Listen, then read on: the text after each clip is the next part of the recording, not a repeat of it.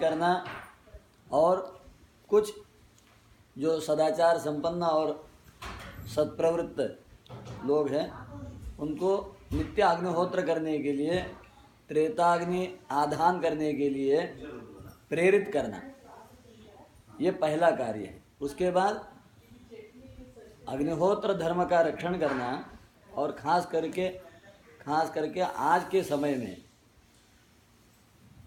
अनेक कारणों से बहुत कष्टदायक है। उनको सामाजिक, आर्थिक और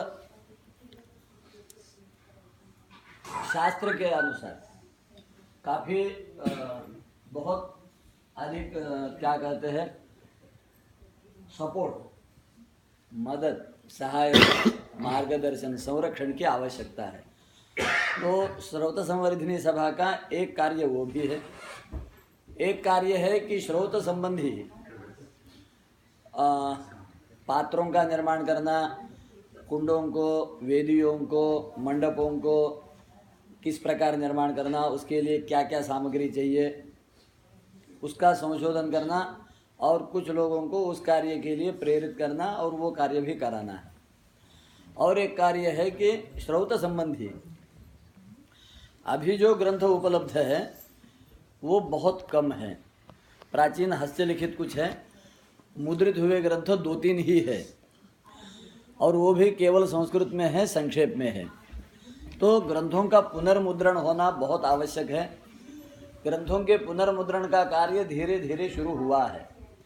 अभी पिछले वर्ष अपने ही श्रौत संवर्धिनी सभा के सब कार्यकर्ताओं ने एक छोटे से प्रथम पुस्तक का प्रकाशन भी किया हुआ है।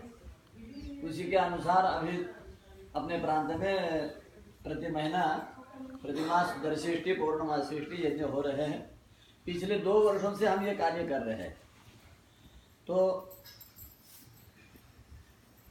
जो दर्शिष्टि, पौर्णमासीष्टि नित्य का है, उसका तो बहुत बड़ा हमने आयोजन वगैरह नहीं किया है, लेकिन तोगुटा क्षेत्र में, तोगुटा ये आता है प्रज्ञापुर के पास, तो वहाँ पर एक गुरु मदनानंद सरस्वती पीठम है, और वहाँ पर स्वामी माधवानंद जी, तो वो भी अपने इस कार्य के लिए संपूर्ण अनुग्रह कर रहे हैं। तो उन्हीं के आश्रम में 2 बार बड़े यज्ञों का आयोजन हुआ। फिर 2 बार यज्ञों का आयोजन भाग्यनगर में हुआ। इसी वर्ष वृष्टि के लिए, मतलब कार्यवृष्टि एक बार हुई और एक बार पवित्र वृष्टि हुई, और तोगुटा आश्रम में एक बार चातुर्मास्य याग एक बार हुआ, और पहले बार दर्श पूर्णमास और पिंड पितृ यज्ञ, ऐसे यज्ञों का आयोजन हुआ। इसके साथ साथ एक आवश्यकता ये भी हो रही है कि जो वेद शास्त्र पढ़ने वाले और स्वयं अग्निहोत्रादि धर्मों का आचरण करने वाले हैं, उनके लिए सुशिक्षित और धर्म के लिए प्रेरित ऐसी सहधर्मचारिणी की भी आवश्यकता होती है, और वो आजकल बड़ा दुर्लभ हो रहा है। तो कन्याओं को, लड़कियों को, महिलाओं को भी धर्म के प्रति सुशिक्षित करना, प्रेरित करना और उनका सहभाग बढ़ाना, क्योंकि अग्निहोत्र धर्म केवल पुरुष का नहीं है, उसमें पति पत्नी दोनों का होना नितांत आवश्यक। आप एक मंदिर की स्थापना करते हो, मंदिर में पूजा करते हो, तो वहाँ पत्नी का साक्षात कोई संबंध नहीं होता है, परंतु अग्निहोत्र में ऐसा नहीं होगा। अग्निहोत्र के प्रतिनित्य सायं प्रातः होम के समय, दर्श पूर्णमासीष्टि के समय पत्नी स्वयं हवन भी करती है, उनके मंत्र भी होते हैं, उनके लिए अध्ययन भी होता है, तो उनका भी सहभाग हो, उनका भी प्रशिक्षण हो, ये भी श्रौत संवर्धिनी सभा का एक कार्य है। साथ साथ जैसे कि अपने संस्कृति में बात कही जाती है, और जिसका एक लघु रूप हम प्रार्थना में बोलते हैं कि गो ब्राह्मणेभ्यः शुभमस्तु। तो यहाँ गो और ब्राह्मण इसलिए लिए है, ये नहीं है कि बाकी लोगों का हम शुभ नहीं चिंता करते हैं, परंतु इनके शुभ होने से सबका शुभ होता है और इनके शुभ की आवश्यकता है, क्योंकि ये स्वयं अपनी चिंता नहीं करते हैं। ये केवल यज्ञ का अनुष्ठान करने में लगे रहते हैं, पढ़ने में लगे रहते हैं और तप करने में लगे रहते हैं। तो यज्ञ जो कि अपनी प्रधान उपासना है, क्योंकि वेद ये कहते हैं, आप लोग यजुर्वेदी है थोड़ा बहुत जानते होंगे, इसे त्वर्जयित्वा मंत्र पढ़ते हैं ना, एक बार पढ़िए। इसे त्वर्जयित्वा वायवस्थो देवो वस्सविता प्रार्पयतु श्रेष्ठतमाय कर्मणे। श्रेष्ठतमाय कर्मणे प्रार्पयतु। वो श्रेष्ठतम कर्म क्या है? श्रेष्ठ कर्म है, श्रेष्ठतर कर्म है और श्रेष्ठतम है। आप किसी को सहायता कर रहे हो, भूखे को अन्न दे रहे हो, बीमार को दवा दे रहे हो, ये श्रेष्ठ कार्य है। श्रेष्ठतर कार्य क्या है? आप किसी को ज्ञान दे रहे हो, किसी को सन्मार्ग दिखा रहे हो, कहीं मंदिरों का निर्माण कर रहे हो, पुस्तकों का प्रकाशन कर रहे हो, स्वयं उपनिषदों का अध्यात्म का अभ्यास कर रहे हो, ये श्रेष्ठतर है। और श्रेष्ठतम क्या है? तो यज्ञ, दान और तप। भगवत गीता में जैसे कहा, यज्ञोदान तपश्चैव पावनानि मनीषिणाम यज्ञ दान तपस्तस्मात् कुर्याद् राग विवर्जितः। तो वेद में ही एक जगह पर आता है, यज्ञो ही श्रेष्ठतमं कर्म। यज्ञ से बढ़कर श्रेष्ठ कर्म कोई नहीं। और यज्ञ जो है दो स्तंभों पर खड़ा है। यज्ञ का एक स्तंभ होता है मंत्र और एक स्तंभ होता है द्रव्य।